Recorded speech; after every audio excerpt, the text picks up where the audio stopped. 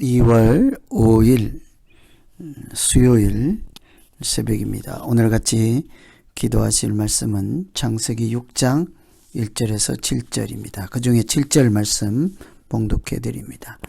이르시되 내가 창조한 사람을 내가 지면에서 쓸어버리되 사람으로부터 가축과 기는 것과 공중의 새까지 그리하리니 이는 내가 그것들을 지었음을 한탄함이니라 하시니라. 아멘.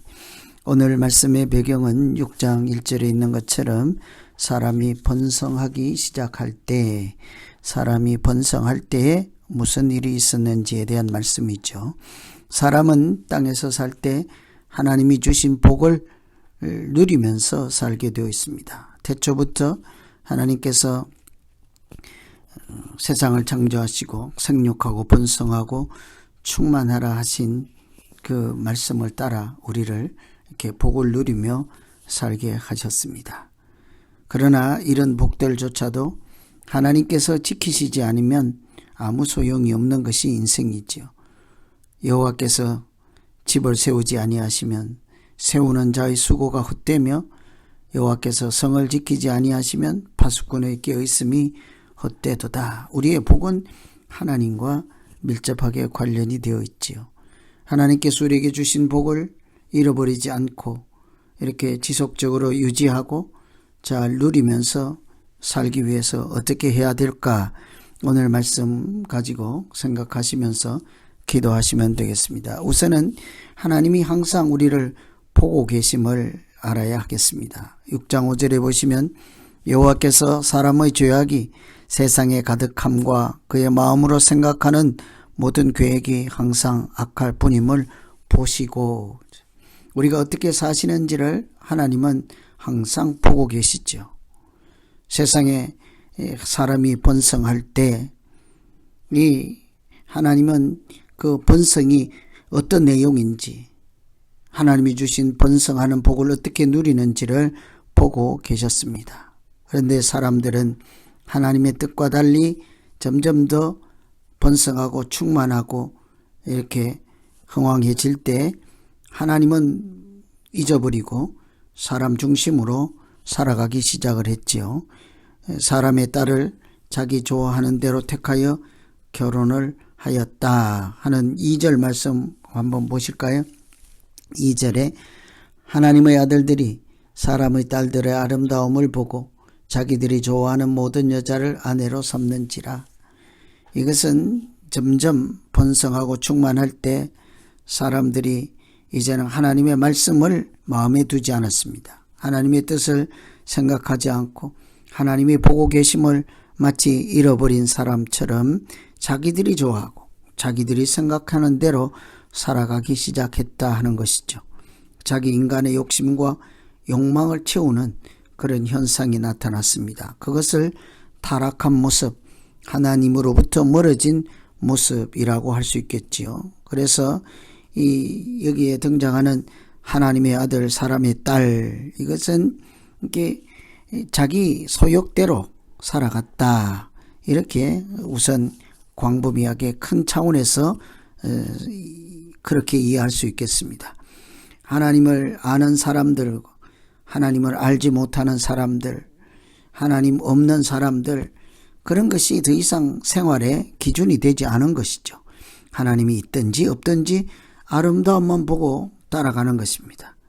하나님을 믿든지 안 믿든지 하나님을 경외하든지 안 하든지 이런 것을 고려하지 않고 자기 욕심에, 자기 눈에, 자기 마음에 드는 사람들 찾아서 결혼하고 그러다 보면 더 하나님과 멀어지고 이렇게 살아갈 때 하나님이 주신 복은 그들이 더 이상 누릴 수 있는 것이 되지 않았습니다. 그래서 이런 인생을 살아갈 때 우리가 늘 기억할 것은 하나님이 일거수일투족 우리의 살아가는 모습을 다 보고 계신다. 오늘 5절에 보시면 세상에 악이 가득한 것, 세상을 보고 계신 거죠.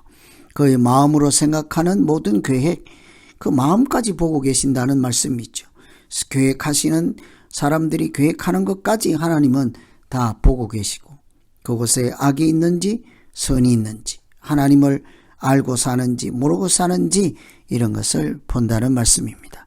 그래서 우리가 하나님이 주신 복을 잘 누리기 위해서는 하나님께서 현재도 보고 계시고 하나님이 내 마음도 살피고 계시고 하나님이 내 중심도 읽고 계신다 하는 것을 알 때 우리가 늘 무엇을 하든지 하나님의 뜻과 하나님의 마음과 하나님이 우리를 향해서 갖고 계시는 그런 계획하심을 헤아리며 살아갈 때 복 있는 인생을 계속 누리고 살게 될 것입니다. 두 번째는 악에 대해서는 심판을 내리신다는 것을 기억해야 되겠죠. 7절에 보시면 이르시되 내가 창조한 사람을 내가 지면에서 쓸어버리되 사람으로부터 가축과 기는 것과 공중의 새까지 그리하리니 이는 내가 그것들을 지었음을 한탄함이니라.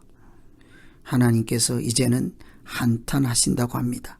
한탄은 유감으로 생각하고 그 차원을 넘어 고통스러워한다.